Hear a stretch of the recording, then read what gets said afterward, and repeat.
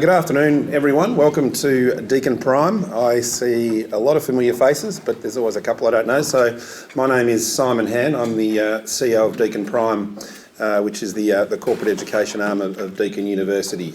So our role within the university is to work with organisations, corporates, and design and deliver workforce development solutions, which we do across a range of industries and subject matter. So very pleased to welcome you here today. It is our great pleasure to have Dr. Melissa Bordogna joining us to talk about gamification and how it can have a positive impact on learners in the area of content engagement.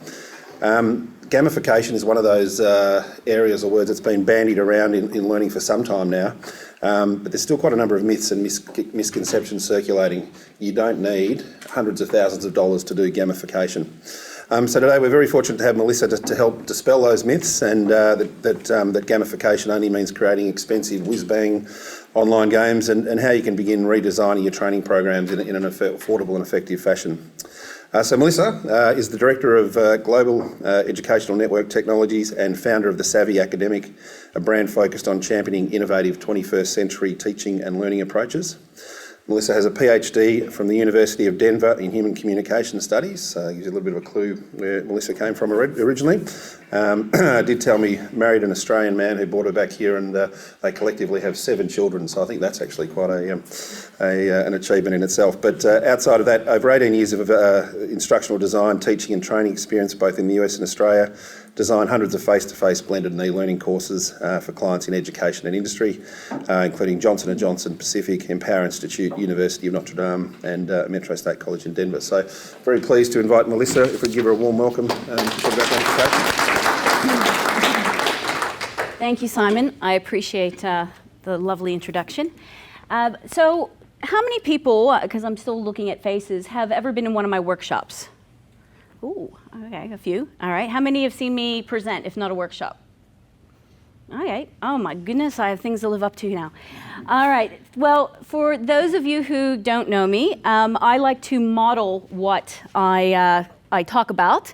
And so first and foremost, I want you to get your phones out.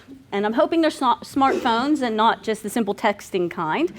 And what I need you to do is I need you to type in, I need you to type in this URL. And just get it ready. Because what you're going to do is we're going to have a little bit of an interaction with polling during the course of our time together today. Now, if for whatever reason the technology doesn't work, then we're going to go old school and I'm going to have you yell out answers. Got it? All right. So I'll give you a second.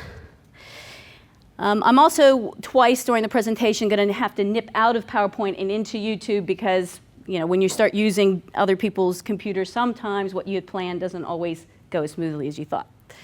But we have a workaround. So you all there? Yeah? Okay, excellent. So I'm going to pose you a question first. What do these 2 things have in common? Now, I'm going to go to, it's a kettle, a boiling kettle, and this is actually a staircase in one of the train stations in Sydney. All right, let's see. So, typing in, it should start showing up. Is it showing up on your phone? Yeah? All right, use a word or two. What you think those 2 things have in common. I'd be very surprised if anyone gets it unless you've been at one of my other presentations. Ooh, I like this. It's working, yes. Woohoo! And I tend to walk around, so just bear with me here. I don't like podiums. All right, so you're starting to see this coming up. Both go up. Dangerous, designed for purpose, take time and energy. Technology, man-made, they are functional. Take time of energy. Take time and energy. This is great. Let me tell you a little story of what they have in common. And as mentioned, I have 7 kids, 23 to 3. First 4 I inherited. Like any good inheritance, they're mine. And then I went on to have 3 more with my husband. But at the time, who's now 17, our 14-year-old daughter had to do the dishes. And in a large family, we tend to run out of hot water quite quickly on weekends, in particular with everyone taking showers. So anyway, she had to hand wash some of the rest of the dishes, and she said there's no more hot water. And I said, well, there's a kettle there. And she said, it reeks of effort. It reeks of effort. I said, pushing the button reeks of effort? All right. To me, walking up those stairs, that reeks of effort. That reeks of effort. So what in the world does this have to do with learning and gamification and things like that? Well, it has everything to do with it, and I'm going to show you why. And I'm going to show you a short video. See, staircase.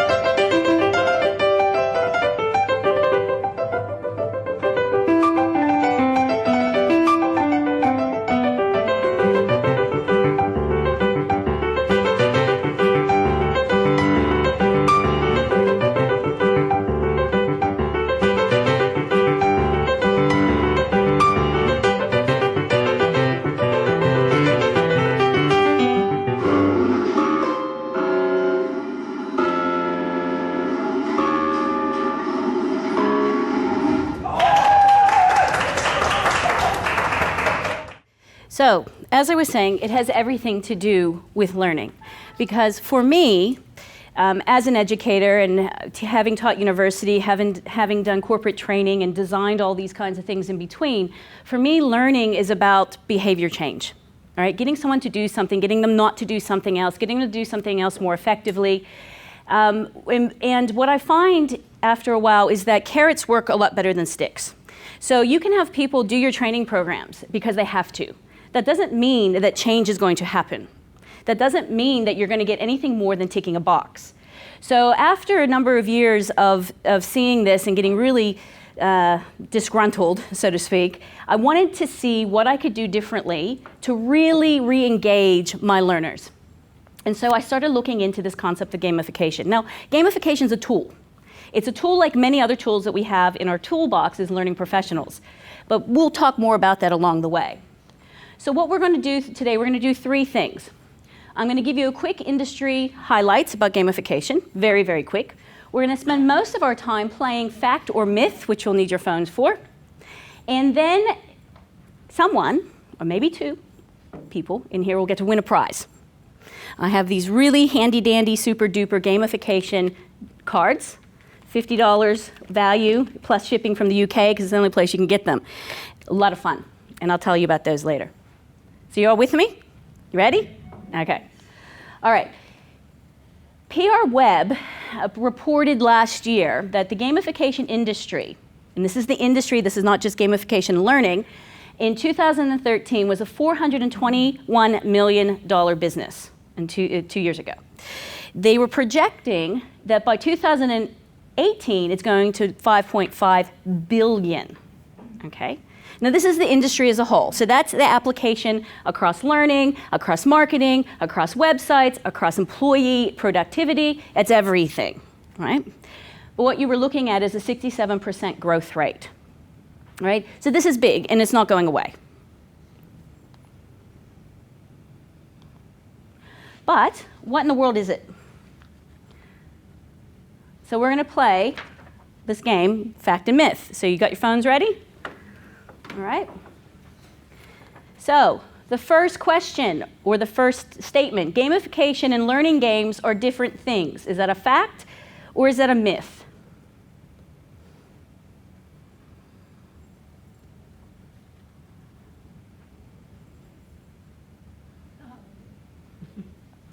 No, when people can't decide. Oh, that's more.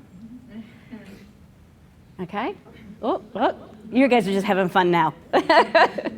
Okay, so that is a fact. Although I would have to say, and you'll see through the next few slides, that there's a thin difference between them.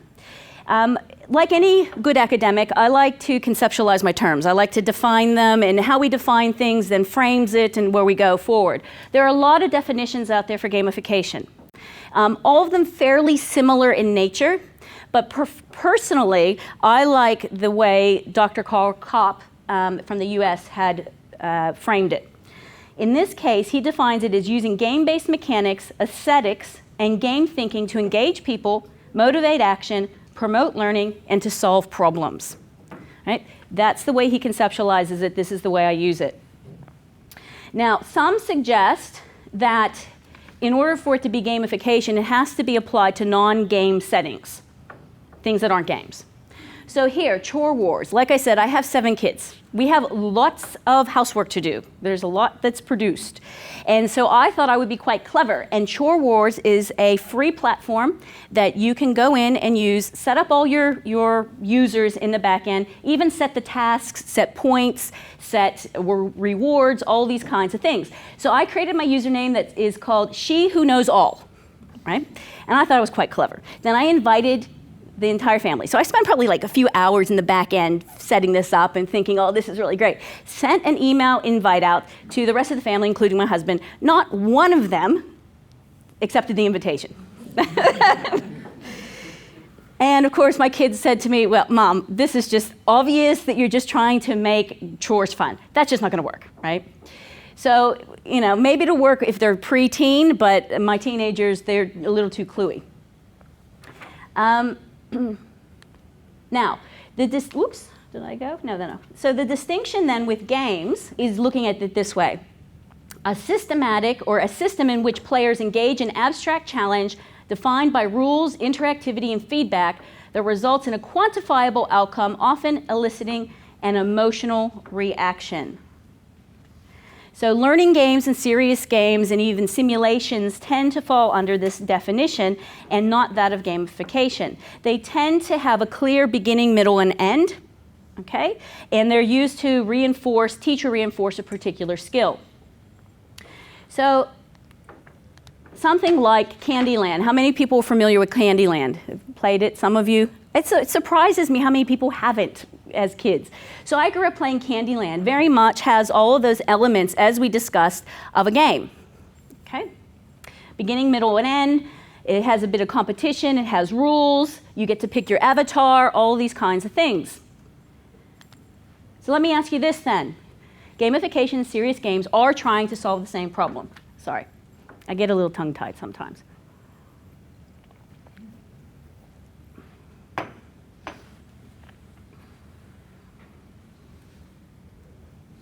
You guys are pretty good. No? Okay. Well, the facts do have it. The question I have is if they're really essentially solving the same problem, right? Why does it matter that we're sitting here having a huge debate, unless we're writing an academic paper about it?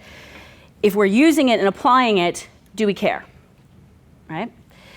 For me, I don't. I want the outcome. So there is a way of thinking of it. Kopp often suggests 2 things. One, he sometimes conceptualizes gamification as a piece of the pie, a game pie, and other times he conceptualizes it on a continuum, where you have gamification on one end and a serious learning game on the other end, and most things are somewhere in between. So if we can all kind of go with this definition today and recognize that the examples I'm going to be giving you throughout the rest of the time we have together will be somewhere on this spectrum that could work well for all of us. Now with that, in terms of the examples, I know the majority of you are in the industry or corporate space, but what I've found is that there's things to be learned from all aspects and examples across education, from K through 12 to higher ed, RTO, and the corporates. Because something that you might see, oh, well, that's something that they do in year 6, there actually could be a nugget of an idea there that you can take and apply to what you're doing. Okay? So, next one. Gamification is a fad and is not supported by any substantial theory. Is that a fact or a myth?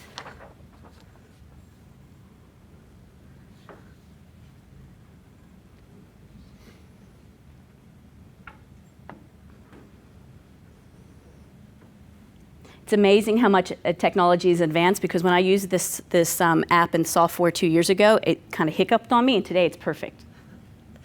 So, absolutely, everyone's right. It is a myth. There are numerous theories across learning theories and psychology and the such, cognitive behavior, that actually support this. Now, I'm not going to sit here and go through all of these. They're listed. If you guys want to have a look, I'm sure I'm happy to hand out the slides later. But they are supported by substantial theories. Now, really, what a lot of them involve is this notion of motivation, both intrinsic and extrinsic motivation. See, when we're having fun and when we're engaged in a pleasurable activity, our brain releases dopamine, which orients our attention. And by orienting our attention, we're in the best possible place to actually learn and absorb things. All right? So, behavioral studies are also showing the following. When we design a gamified experience, or games, just full stop, a number of things we should be tapping into in terms of our desires. One is our desire for autonomy or to direct our own lives. Another is our desire for mastery, to improve upon ourselves and our skill set. Purpose, to make a difference. Progress, to achieve. And finally, social interaction, so that we can connect with others. Gamification is right for every learning situation. Is that a fact or a myth?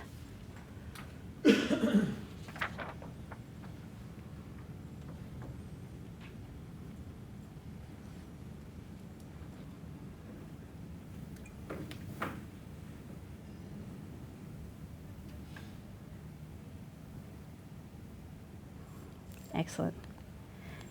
It is a myth. I often suggest proceeding with caution. Gamification is not a universal panacea. It is not a one-size-fits-all. If it is adopted, it needs to be placed within a greater learning program, and it needs to be strategically thought about. While you can do gamification inexpensively, there is expense involved. So you don't want to just be willy-nilly throwing it out there. You need to be strategic about it. Perhaps, as an example, there is a particular problem or challenge within the business that you're currently engaged with, and you want to have a particular behavior being changed in that case. So that's where you would target and use gamification. There was studies conducted in Germany and the UK, and they wanted to answer one particular question. And the question was, does playing pro-social video games cause pro-social behavior and pro-social thoughts? Those studies actually said yes. They actually said yes. Which personally I think is kind of interesting, because for years and years we talked about how video games and media have no impact on antisocial behavior, but now studies are saying, oh, but pro-socially they work. I'm still scratching my head on that one. But let me show another example about how it can impact in terms of pro-social behavior. Hi, I'm Kevin Richardson. I'm the winner of Volkswagen's Fun Theory Award. My idea was the speed camera lottery. Could we get people to obey the speed limit through fun?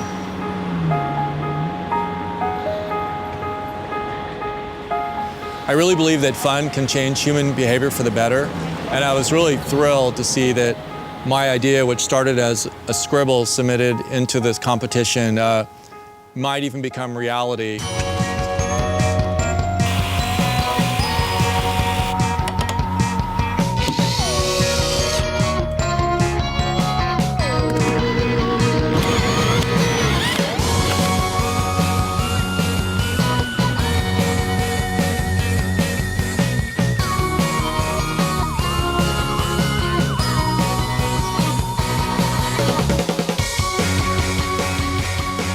speed camera lottery would do two things. One, it would photograph speeders, give them a citation, and that money goes in a pot. But if you're obeying the law, your picture will also get snapped. You'll be entered into a lottery and win some of that money from those speeders.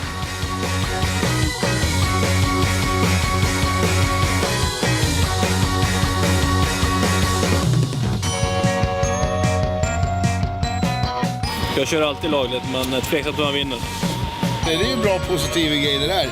Kör lagligt och tjäna deg, det är perfekt.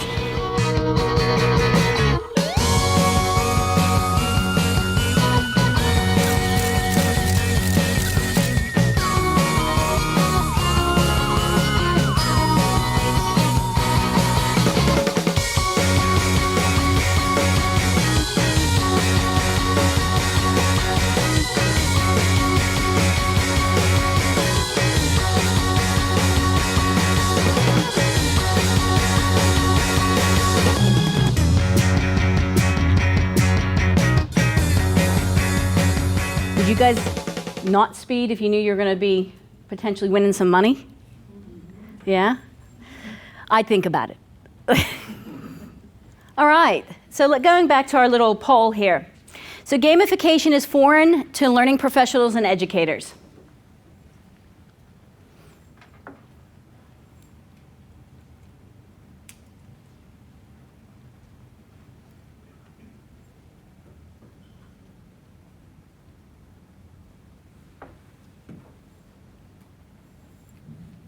Excellent. That is a myth. If we go with the understanding that gamification is on this spectrum, right, and we even have serious games like Hangman on that continuum, then it's not foreign. It's not a foreign concept. It's something that we've been using as learning professionals in various capacities for a very long time. Even when we weave a narrative and in a story through scenarios or role-playing, we are actually engaging in a form of gamification. So there is only one type of gamification.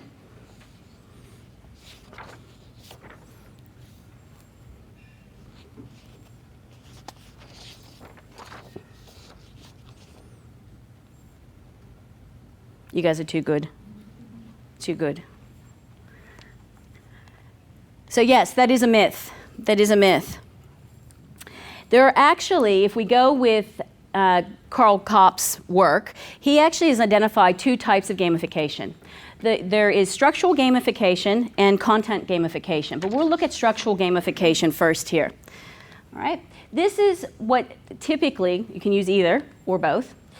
Structural gamification is what we typically think about when people talk about gamification. We're typically looking at things like points, badges, leaderboards, guilds. I put sometimes review quizzes up there because you're not necessarily changing the content. So the definition of structural gamification is the application of game elements to propel a learner through the content, right? There are no alterations to the actual core content itself. It's just pulling them through the content. Right? So they want to achieve more than their neighbor next to them. They want to earn that next badge. They want to see the progress bar go up in the e-learning module that they're doing. That's all structural gamification. All right? It's a wrap around the core content. But then you have content gamification. And as you probably imagine, this is where you're applying game elements and mechanics and game thinking to actually alter the content to make the content more game-like.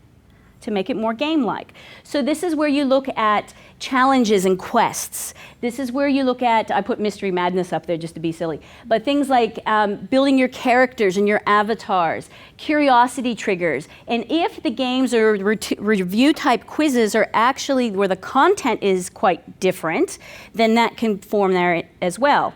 Now I saved story and narrative for last because I think that is one of the most powerful forms of content gamification. One of the clients I'm working with, which is an RTO, they've put all of they're online. essentially. Now, when you're online and you're an RTO, there's a lot of challenges in terms of ticking off competency boxes, especially if people do not have access to a workplace. Well, what we've had to do is we actually had to create a whole story, a whole corporation, a whole business, so to speak, where there is a dummy company, characters, bios, backstories, resumes, all these kinds of things, and we've woven that narrative in and through the content that they're learning. Another example is that you could have your students, if this was like an accounting class or an auditing class, they could walk in and you could hand them a scenario and say, okay, here's the scenario. You have 1 hour to complete this audit or your client goes to jail. Right? Another thing that looks at story and the content and changing the content, I often have in my cross-cultural management classes that I teach, I often have my students at one point in time take a big sheet of paper and in groups, I have them create comic strips showing the interaction of two cultures, and they have to touch upon Hofstede's cultural dimensions and things like that. So again, this is all affecting the content of what you're doing. So, gamification trivializes learning. Fact or myth?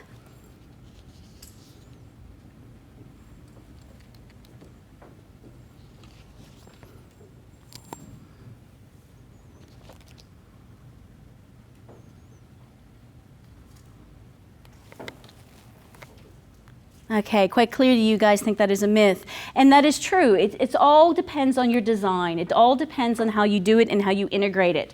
If you're just using badges for badges' sake and they have no meaning, yes, it trivializes what you're doing. If you attach meaning to it and even go so far as to have that extend out to perhaps the Mozilla badge, open badge project, where people are creating this portfolio of badges that they can take from employer to employer that ticks off that they have particular skills, then you are adding credibility to what you've designed. Okay?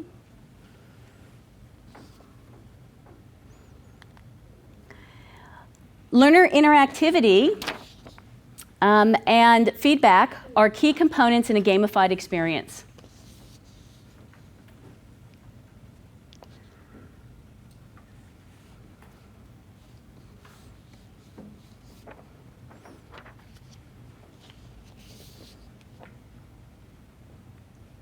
All right. Absolutely fact. Probably even more so than your typical face-to-face learning, because people need immediate feedback. They need to know action, reaction wherever possible.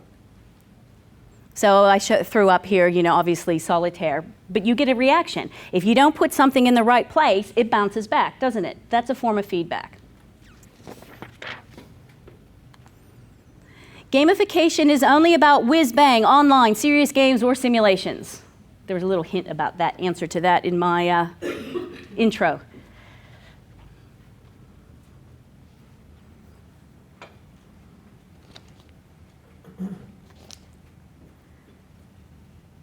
Seems that everybody's on the same page with that one. Absolutely a myth. You can go to that extent. You can go to the whiz-bang. But there are a lot of other ways to incorporate gamification. We're going to look at some examples in terms of a blended environment. We're going to look at some offline examples. You can go to that extent. Obviously, the more you're online and the more whiz-bang it is, the more expensive it's going to get as you get closer and closer to a serious game. But that's not what it's all about, or it doesn't have to be. Here's an example of something simple and offline.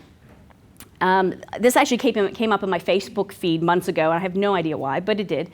And so here's a form of gamification where, as you can see, there are adjectives, verbs, and nouns all written on popsicle sticks, or paddle pop sticks, as you say. And the students then had to place them in the correct bucket, in the correct cup. And then they would take one from each cup and make a silly sentence, right? Very simple. What did it cost? Maybe $2, right? Gamification can liven up boring topics.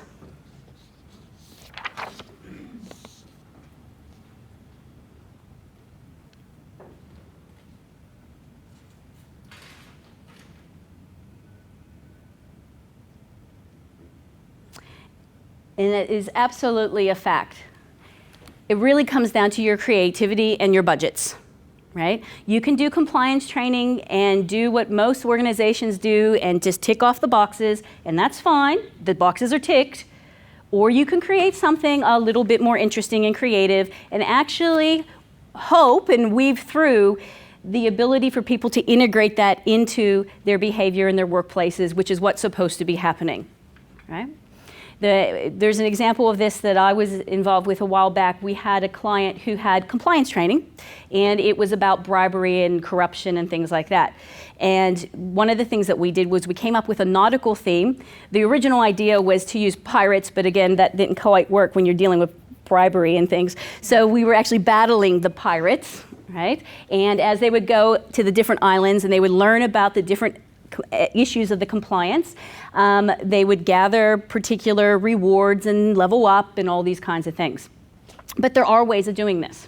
There are ways. There is no real business benefits. There's no real benefit of gamified blended learning.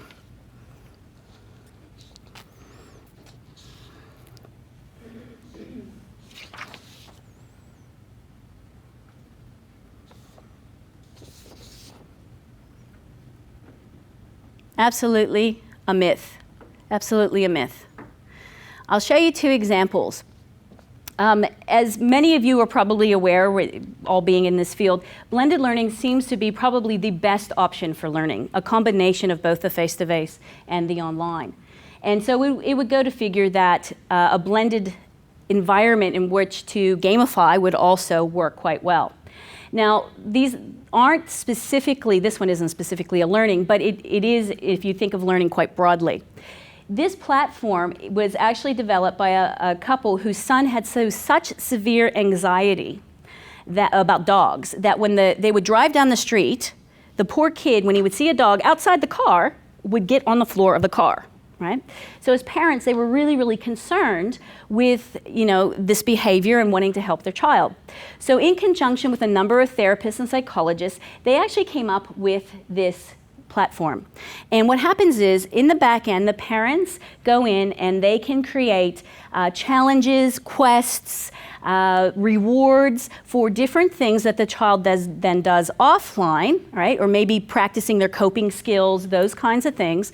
And then the child can go in and tick off these things and get their rewards, right? So there is this combination of the online and the offline as it relates to learning and coping with anxiety. It's called Fishwa. Now, another example of this, in terms of blended, is a notion of an offline treasure hunt, as it can then incorporate with finding codes and bits and pieces to unlock other parts of the learning that perhaps are in an e-learning space. Maybe you have QR codes, as an example, that people then scan, and it jumps them to the bit or piece of the content that you want them to interact with, right? So there is quite a lot of ways that we can integrate offline and online. Gamifying learning is always costly. This is where we get in the presentation where I've kind of revealed some things along the way anyway.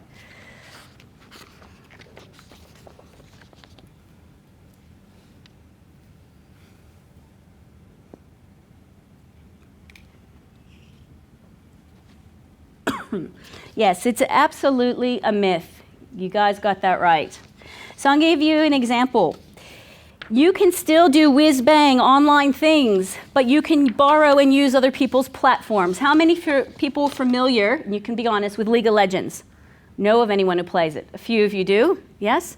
So it's a multiplayer, massive online game, and essentially it's free at the very basic level.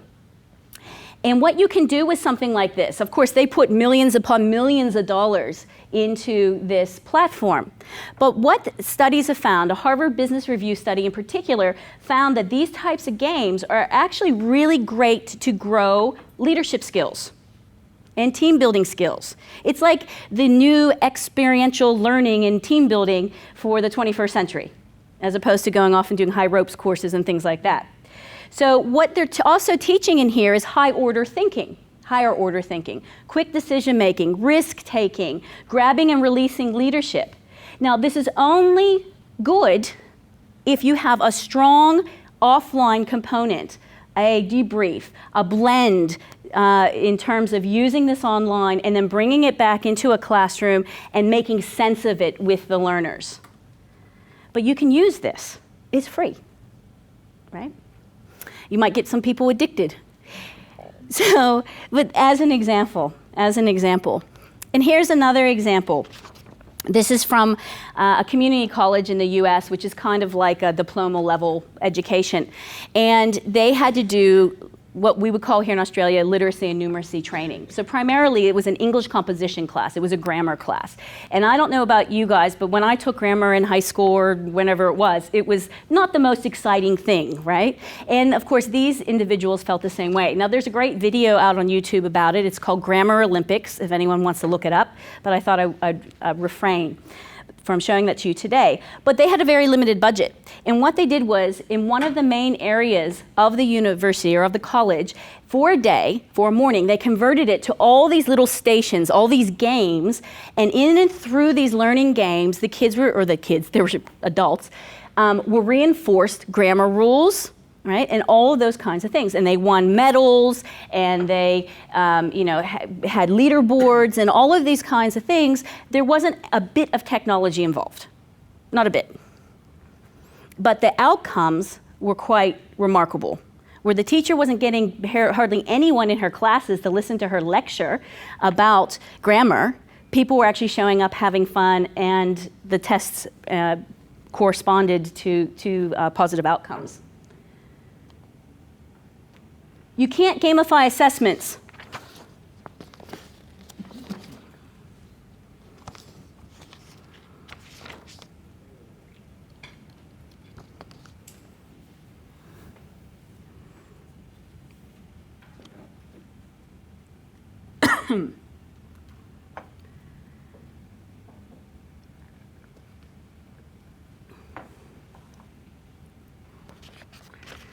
All right, absolutely a myth.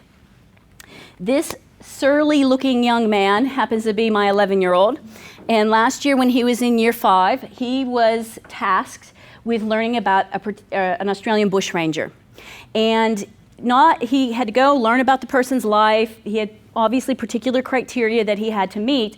But instead of having the students come in and just give a little talk, this is this so-and-so, Ned Kelly, he did this, they actually said to them, you need to become the person. You need to tell their story like you are them. And these are certain things that you have to hit and has to be in your story. Dress up like them, create a wanted poster, bring in props. We went to an op shop and found that hat, and he still has, he's not given up. But I have never seen kids so engaged. And he'll tell you a year later about that bushranger. Now, that is significant to me. And they ticked off all the outcomes that they needed to. Why can't we do this for adults? Maybe not have them, maybe have them dress up. Well, why not? Why do we forget that it's okay to have fun? It's okay to play. It's relevant.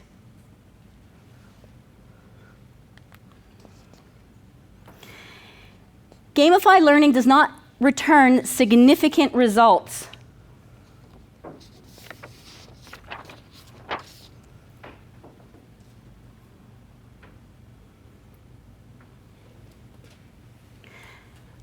Yes, you're absolutely right that, is a myth. So here are 3 companies out of the US in particular that I was able to find case studies on to share with you today. I think most people are probably familiar with Walmart. They're a major US retail chain, probably the closest to our big W here. Back in 2012, they started using gamification with their retail associates. Now, today, they have more than 75,000 US associates using this gamified particular training. The associates go on every day for a few minutes, and they're learning things about safety, the cultures of safety, often in the form of questions. The metrics of such, in terms of the lost time, has been reduced by more than 50%. Incident rates and DART rates, and DARTs are days away from work, job restrictions, and job transfers, are well below industry averages. So they are seeing significant results in terms of gamifying this type of topic. All right, something that's accessible to their associates on their smartphones a few minutes every day. And it's reinforced, right? It's nice and it's reinforced. Another example in terms of Pep Boys. Pep Boys is a full-service automotive aftermarket retail chain. And for those of you who know much about cars, that would probably make more sense than to me. But they started using gamification in 2009, so a bit earlier. And what they found is they've had a 55% reduction in inventory shrink rates. Right? So this is, people stealing things, right? 55% reduction in their shrink rates. That's a huge cost savings. Huge cost savings. So shoplifting, organized crime, and administrative errors and employee theft all fell within that bracket, right? Another example for you in terms of increased knowledge retention. Crowe and McKay is a Canadian accounting and business services firm, and they started using gamification in 2012 with their employees. What they were trying to do was liven up dull accounting content. And what they found was they had up to a 90% better retention rate in terms of the employee retention rate of the information. And they've also had a 33% increase in terms of the proficiency in the accounting technology standards and specifications. All right? So pretty significant in terms of the bottom line. A few more statistics for you from a number of different areas, but just quickly throwing these out there. Now, what we found, I guess I should qualify these, what we found in terms of studies that are out there, there isn't necessarily a globalized study of gamification across the board, although there are some studies that look at meta-analysis and look at that. But what they are individual case studies, and in the individual cases, what the outcomes have been. Right? So like the three I gave you, these are from particular studies across both industry, young children, and universities. So you had, in terms of 50% increase in voluntary participation, that was in a corporate setting where, how many of our people, if you don't have to do training, will they just say, yeah, let me do it, right? Not so many. Not so many. But there was a 50% increase in this case when they had a gamified training. They noticed in one other case there was 135% faster completion of tasks after the training that was gamified, 61% greater learner engagement in another situation. Retention rates went up. That was more of a student retention rates, right? Which is important, especially if we're talking an RTO market where you get paid when you have people complete and things along those lines. 347% increase in participation in terms of particular training, and 18.5% higher learner results. And that was more with kids in terms of gamifying and not gamifying an assessment. All right, gamification is easy to create.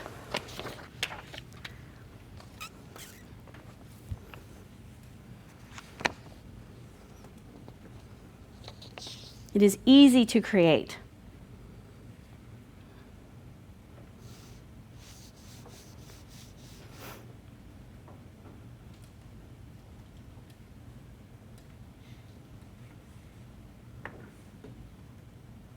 Okay, this one I'm going to say is a myth. It's not easy. It's not easy because a lot of thought has to be put in the design. That is where you will spend, unless you're going whiz-bang, that is where you're going to spend the majority of your time and probably money. If you have good designers spending the time that they need to design the program, it's not an easy task, all right? It takes time, it takes effort, it takes creativity, it takes letting it sit for just a little while so the brain can do what it does so you can come back to it again. So I'm saying, in fact, it's not easy.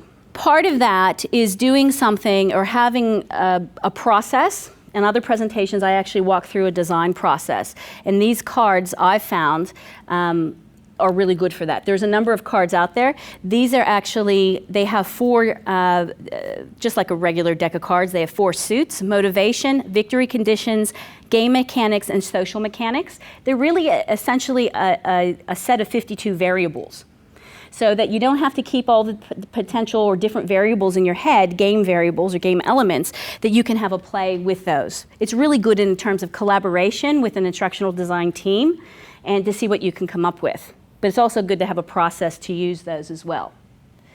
So again, not so easy. The idea of it being easy is a myth. Okay, so can you guess then the final critical use for gamification that I'm going to share with you today? And what I want you to do is throw up a word. In a word, can you think of or guess what I see the final critical use of this being? Have a play. It's going to come up as like, yeah.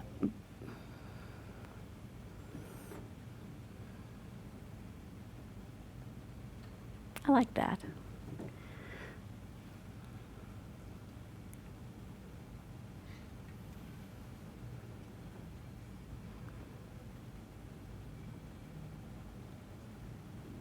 Keep going, keep going.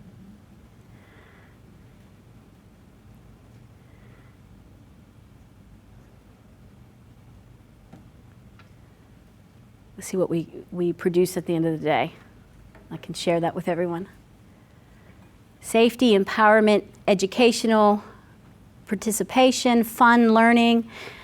Obviously the ones that, the bigger words are the ones that are being chosen more often. Yes? Okay. Most critical thing, running for your life. I'm being funny. At least I'm trying to be funny. So has anyone heard of Zombie Run? Yeah, some people have. So it's basically an app for health, right? That you plug in your headphones and you put the app on, and it simulates, you know, whether or not zombies are chasing you and you got to run faster, or you got away from them so you can slow down. It does interval training and all these kinds of things. Now, I'm being a bit facetious here, all right? But there is something to be said in terms of if we can get people to make running fun, for those of us who don't like it, right? We can make anything fun, right? So, just a few more things here. What is your one key takeaway from today's presentation? Go ahead and type that in.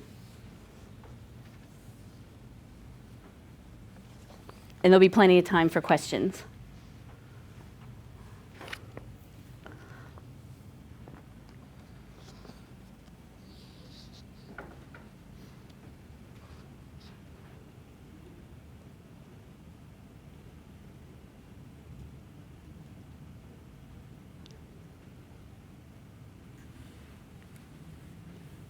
Awesome.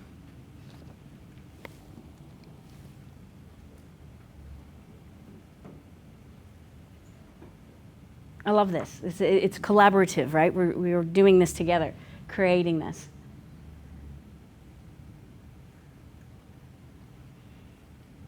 How do we get this polling system? It's great. Poll everywhere. Yeah, there's a free version, and depending on how big your audience size, it's a monthly thing as well. But yeah, it's pretty good. It's pretty good. And yeah. And so what I can do after the fact too is I can actually download these Wordle kind of things, and we can share them amongst everyone if you wanted to have it. Oops, the final one. So this is great to see that you kind of pretty much did my summary for me, right? Fun and strategic, which is very important. It gives you options. It's engaging. You're getting people to think. You're getting people to change their behavior. Motivation. It's motivational. You have, you know, obviously emotions involved, and it's moving. And you can do this across blended and face-to-face and e-learning of various components. And we haven't even talked about the social learning aspect of this, right? The next forefront of things is this notion of just-in-time and social learning. that this can be, if you're strategic enough and it's designed well enough, it can be all incorporated with. So we're just at the forefront, and the tools to do this are just starting to be developed as well. You know, we have the people who think about the design of the content, but we also think about there's also developers out there who are thinking about the technology and the platforms that this sits in, right? So I want to leave you with this thought before we win a prize, or someone wins a prize.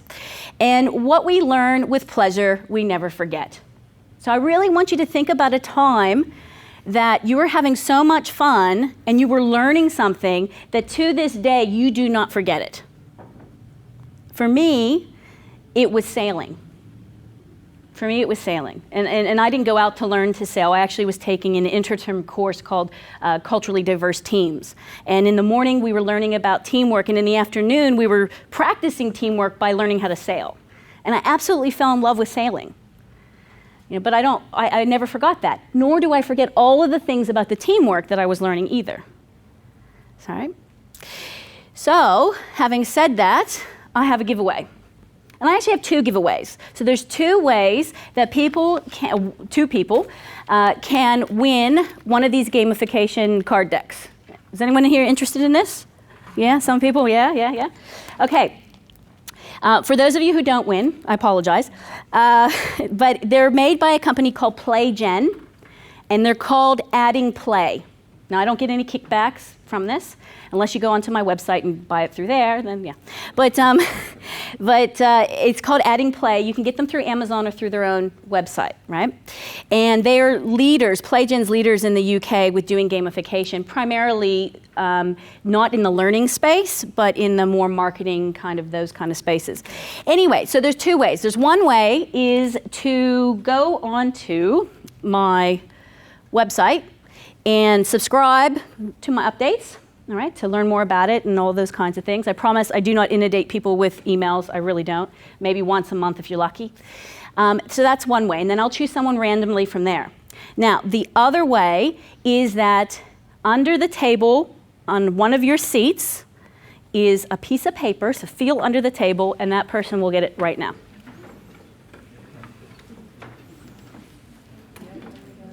Oh. Someone found a piece of paper. Does it say it? You win! Yay!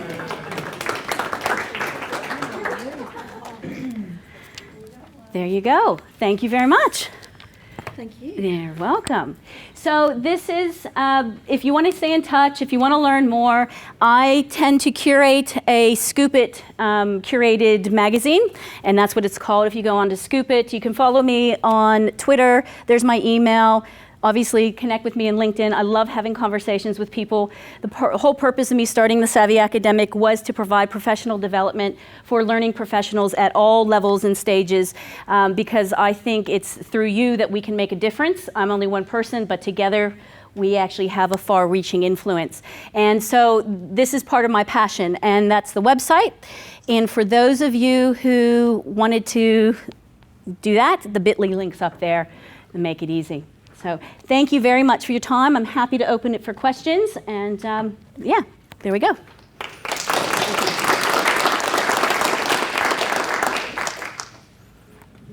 Questions for Melissa? Yes. Hi Melissa, I've actually had a client ask me this, or say this to me when discussing gamification. And I'd love to know how you would handle this same situation, which is they have just, so she was trying to do some stuff with her leadership group, and she said, you know what they said to me? They said to me, just give me the book, I'll read it and do the test. So how do you deal with when there is zero appetite for anything that looks like a game? And I think one of them said something like, oh, that'll just remind me of my moron teenage children sitting there mouths open, ignoring me on their games. How do you get around that attitude? Because it's not the first time I've heard something like that. Sure. Is that a trainer or someone in management who's outside of the training and development area? Trainer. Really? OD type person. Okay. Yeah. Here, this is the thing. When I talk about actually starting to implement this, there's certain assumptions that need to be in place. So the question was, for those of you who might not have been able to hear, how do you deal with resistance, especially if there's so much resistance that it's on the negative side, right? You know, it's more than resistance, it's a blockade, right? The short answer is, unless you have buy-in from someone at least above them, it's not gonna happen. So there's certain assumptions that we have to make going in this. One, that is, there is support from the key stakeholders, right? So if it's not that person, it's someone above that person that can say, look, I don't care if you like it or not, this is what we're doing, right? And that goes for any kind of decision in an organization, right? Any kind of campaign, it doesn't matter what department you're in, but you have to have that support. You also have to know your budget going into things, right? And you have to know what your core objective is, right? So I'm getting into the planning thing, but if you don't have that support, it's never gonna happen, unfortunately. You're pulling a train up a hill with like a rope. You can encourage them, you can try to provide the statistics, the studies, and all those kinds of things to educate them, but at the end of the day, if there's that much resistance, what do you do? I'm sorry. Yeah. Yeah, give them the book. You're welcome. What would you recommend to subtly start with gamification? So for a traditionally conservative type audience that potentially wouldn't buy into this type of stuff, a little bit like your question? Yes, no, and that's a very good question. How do you start subtly, right? I think that there's probably, again, it comes to the design, it comes down to not biting off too much to start with. Maybe you actually don't try the whole organization, you try a certain level of influencers within the organization. Not unlike if you were trying to put a public relations campaign together and trying to change public opinion, you don't go to everyone. You go to the influencers within that sector, and you get them on board, and then it starts to spread, right?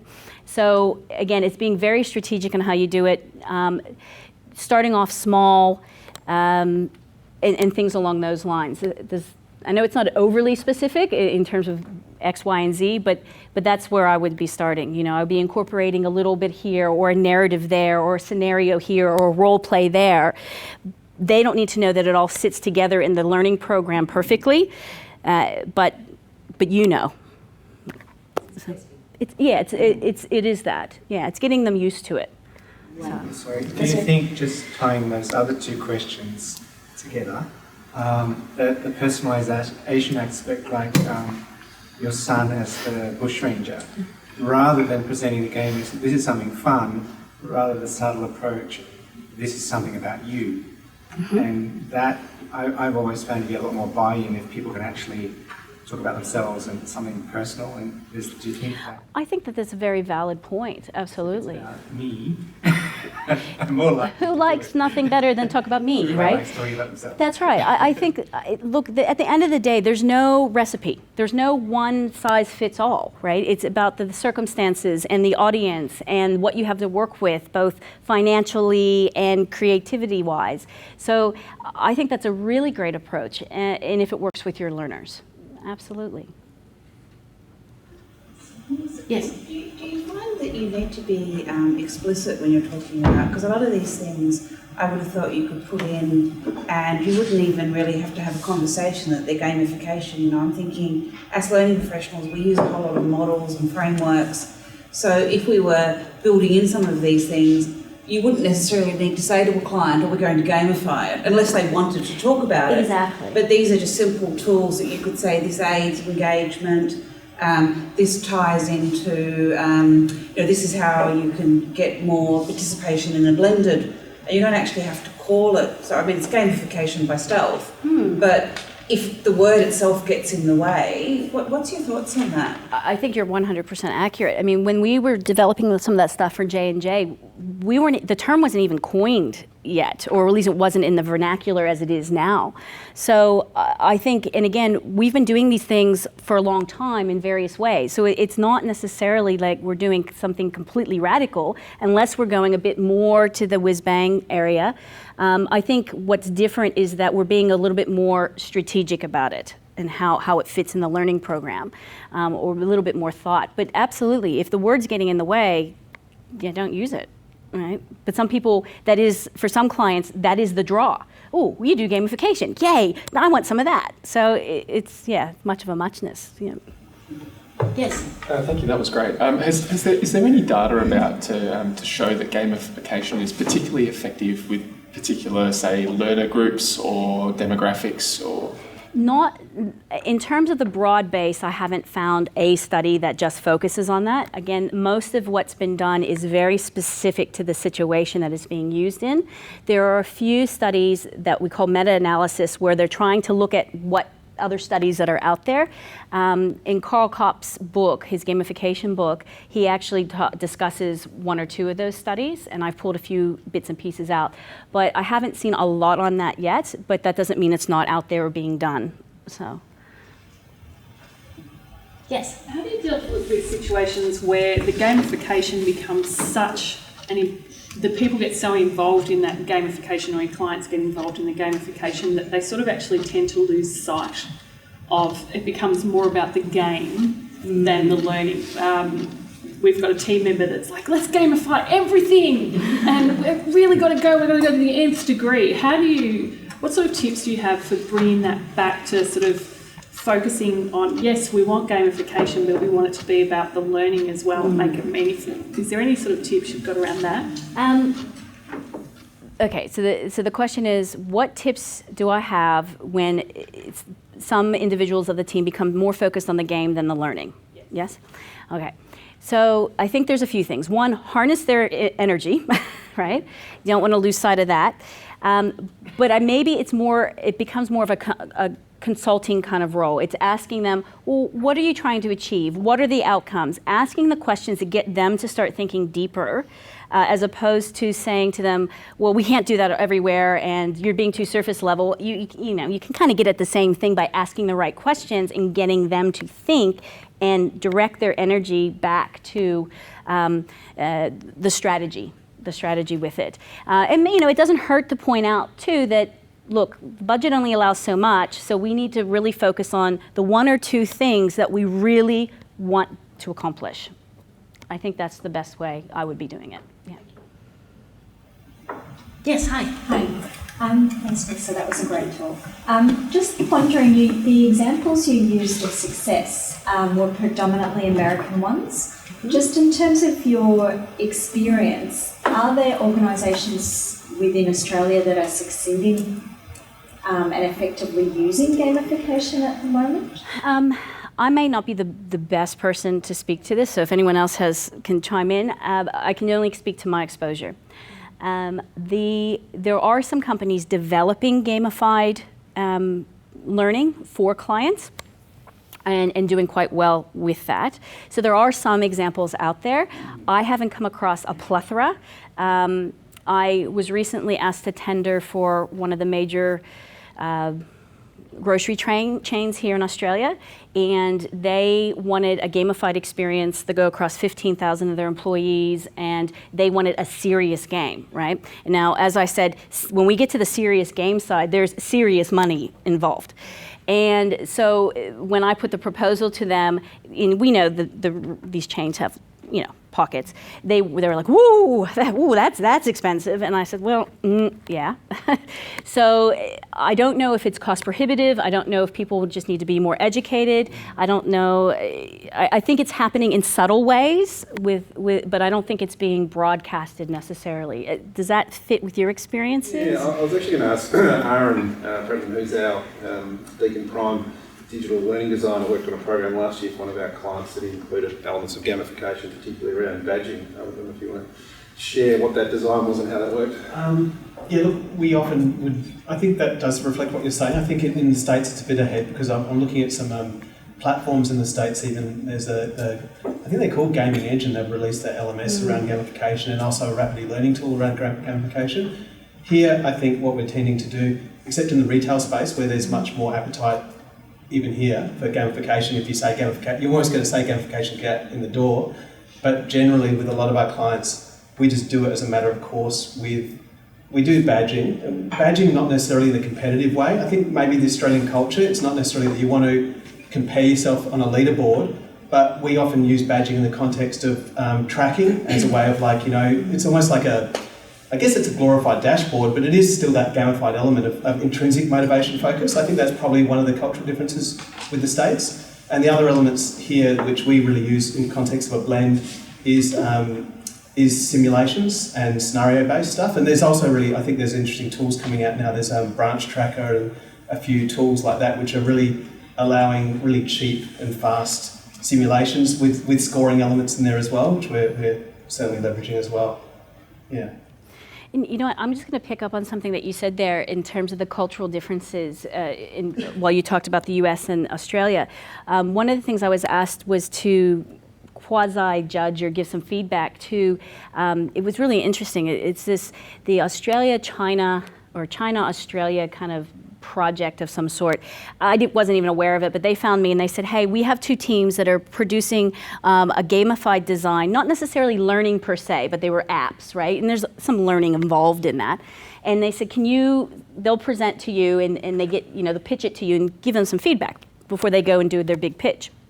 And so I did. And one of the things that was really interesting, one of the apps was actually this idea of kind of like a B&B, but not with staying with people. It was almost like pairing up a person in Australia with a Chinese person who's coming over, and they'll show them around. They're not staying with them or anything like that, but it's kind of like an exchange friendship program.